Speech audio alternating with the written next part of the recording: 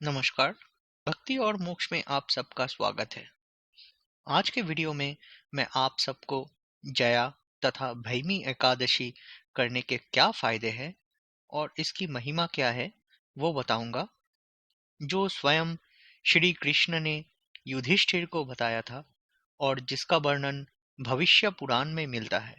और जो भक्त इस एकादशी का पालन कर रहे हैं उनके लिए ये व्रत कथा सुनना अत्यंत आवश्यक है। इसलिए आप सबको रिक्वेस्ट है कि ये वीडियो पूरा देखें, स्किप ना करें। वीडियो शुरू करने से पहले आप सबसे निवेदन है कि हमारे चैनल पे आप अगर नए हैं तो सब्सक्राइब करना ना भूलें और घंटी ज़रूर प्रेस कर दें, नहीं तो आपको हमारे नए वीडियोस की नोटिफिकेशन नहीं मिलेगी। चलिए शुरुआत करते हैं आज के वीडियो की। युधिष्ठिर ने भगवान श्री कृष्ण से पूछा, भगवान कृपा करके ये बताइए कि माघ मास के शुक्ल पक्ष में कौन सी एकादशी होती है, उसकी विधि क्या है तथा उसमें किस देवता का पूजन किया जाता है। भगवान श्री कृष्ण बोले, राजेंद्र, बतलाता हूँ, सुनो। माघ मास के शुक्ल पक्ष में जो एकादशी होती है उसका नाम जया है। वह सब पापों को हरने वाली उत्तम तिथि है। पवित्र होने के साथ ही पापों का नाश करने वाली है तथा मनुष्यों को भोग और मोक्ष प्रदान करती है। इतना ही नहीं, वह ब्रह्म हत्या जैसे पाप तथा पिशाचत्व का भी विनाश करने वाली है। इसका व्रत करने पर मनुष्यों को कभी प्रेत योनि में नहीं जाना पड़ता। इसलिए राजन, प्रयत्नपूर्वक जया नाम की एकादशी का व्रत करना चाहिए। एक समय की बात है, स्वर्गलोक में देवराज इंद्र राज्य करते थे। देवगण पारिजात वृक्षों से भरे हुए नंदन वन में अप्सराओं के साथ विहार कर रहे थे। 50 करोड़ गंधर्वों के नायक देवराज इंद्र ने स्वेच्छानुसार वन में विहार करते हुए बड़े हर्ष के साथ नृत्य का आयोजन किया। उसमें गंधर्व गान कर रहे थे, जिनमें पुष्पदंत, चित्रसेन तथा उसका पुत्र, ये तीन प्रधान थे। चित्रसेन की स्त्री का नाम मालिनी था। मालिनी से एक कन्या उत्पन्न हुई थी जो पुष्पबंती के नाम से विख्यात थी। पुष्पदंत नामक गंधर्व का एक पुत्र था जिसको लोग माल्यवान कहते थे। माल्यवान पुष्पबंती के रूप पर अत्यंत मोहित था। ये दोनों भी इंद्र के संतोषार्थ नृत्य करने के लिए आए थे। इन दोनों का गान हो रहा था। इनके साथ अप्सराएं भी थी। परस्पर अनुराग के कारण ये दोनों मोह के वशीभूत हो गए। चित्त में भ्रांति आ गई, इसलिए वे शुद्ध गान न गा सके। कभी ताल भंग हो जाता और कभी गीत बंद हो जाता था। इंद्र ने इस प्रमाद पर विचार किया और इसमें अपना अपमान समझकर वे कुपित हो गए।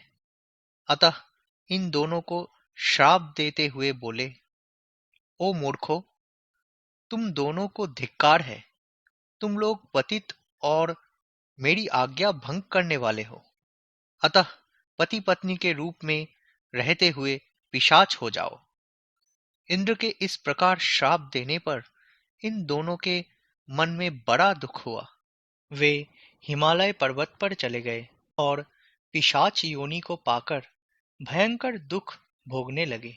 शारीरिक पातक से उत्पन्न ताप से पीड़ित होकर दोनों ही पर्वत की कंदराओं में विचरते रहते थे।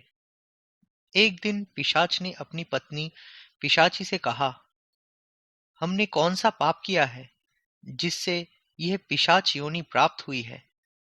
नरक का कष्ट अत्यंत भयंकर है तथा पिशाच योनि भी बहुत दुख देने वाली है। अतः पूर्ण प्रयत्न करके पाप से बचना चाहिए। इस प्रकार चिंतामग्न होकर वे दोनों दुख के कारण सूखते जा रहे थे। दैवयोग से उन्हें माघ मास की एकादशी तिथि प्राप्त हो गई। जया नाम से विख्यात तिथि, जो सब तिथियों में उत्तम है, आई। उस दिन उन दोनों ने सब प्रकार के आहार त्याग दिए, जलपान तक नहीं किया, किसी जीव की हिंसा नहीं की, यहाँ तक कि फल भी नहीं खाया। निरंतर दुख से युक्त होकर वे एक पीपल के समीप बैठ रहे। सूर्यास्त हो गया। उनके प्राण लेने वाली भयंकर रात उपस्थित हुई। उन्हें नींद नहीं आई। वे रति या और कोई सुख भी नहीं पा सके। सूर्योदय हुआ। द्वादशी का दिन आया। उन पिशाचों के द्वारा जया के उत्तम व्रत का पालन हो गया। उन्होंने रात में जागरण भी किया था। उस व्रत के प्रभाव से तथा भगवान विष्णु की शक्ति से उन दोनों की पिशाचता दूर हो गई। पुष्पवंती और माल्यवान अपने पूर्व रूप में आ गए। उनके हृदय में वही पुराना स्नेह उमड़ रहा था। उनके शरीर पर पहले ही जैसे अलंकार शोभा पा रहे थे। वे दोनों मनोहर रूप धारण करके विमान पर बैठे और स्वर्गलोक में चले गए। वहां देवराज इंद्र के सामने जाकर दोनों ने बड़ी प्रसन्नता के साथ उन्हें प्रणाम किया।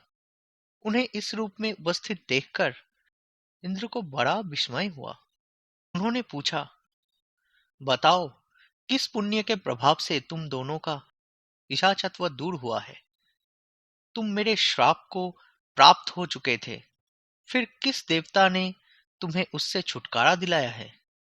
माल्यवान बोला, स्वामीन, भगवान वासुदेव की कृपा तथा जया नामक एकादशी के व्रत से हमारी पिशाचता दूर हुई है। इंद्र ने कहा, तो अब तुम दोनों मेरे कहने से सुधा पान करो। जो लोग एकादशी के व्रत में तत्पर और भगवान श्री कृष्ण के शरणागत होते हैं, वे हमारे भी पूजनीय हैं। भगवान श्री कृष्ण कहते हैं, राजन, इस कारण एकादशी का व्रत करना चाहिए। नृपश्रेष्ठ, जया ब्रह्महत्या का पाप भी दूर करने वाली है। जिसने जया का व्रत किया है, उसने सब प्रकार के दान दे दिए और संपूर्ण यज्ञों का अनुष्ठान कर लिया। इस महात्म्य के पढ़ने और सुनने से अग्निष्टोम यज्ञ का फल मिलता है। जया एकादशी व्रत कथा समाप्त। आज के लिए बस इतना ही। आशा करता हूँ कि आज का वीडियो आप सबको पसंद आया होगा। आप सबसे अनुरोध है कि इस वीडियो को लाइक कर दें और हमारे चैनल को सब्सक्राइब करना ना भूलें।